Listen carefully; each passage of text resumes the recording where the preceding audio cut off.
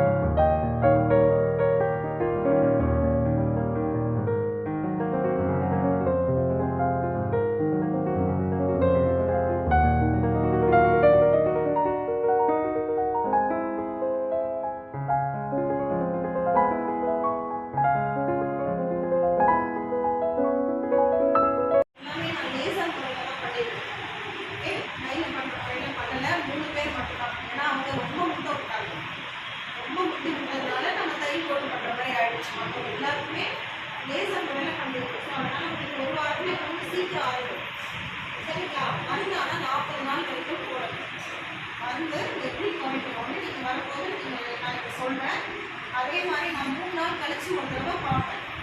அப்போ மருந்தெல்லாம் எப்படி குறைக்கணும், மருந்து எல்லாமே நாங்கள் மருந்தை கூட கொடுத்துருவோம் உங்கள் கையில். ஆமாம், நான் சொல்கிறேன். என்னைக்கு நான் சொல்கிறேன் 4 நாள் கழிச்சு திங்கக்கிழமை வர சொல்கிறேன். அன்றைக்கு திருப்பி நீங்கள் வந்தீங்கன்னா எக்ஸ்ட்ரா ஒரு பாட்டில் மருந்து கொடுத்துட்டு எப்படி அந்த மருந்தெல்லாம் போடணும்.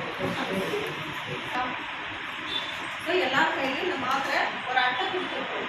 ஓகே, இது வலி மாத்திரை. இது இன்னைக்கு மத்தியானம் நீங்கள் போட்டுக்கணும், இன்னைக்கு நைட்டு வந்து போட்டுக்கணும்.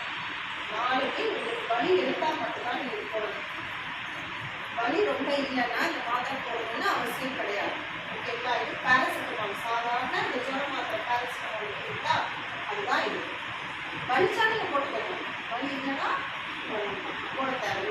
போட்டுக்கணும் மத்தியானம் நைட்டு.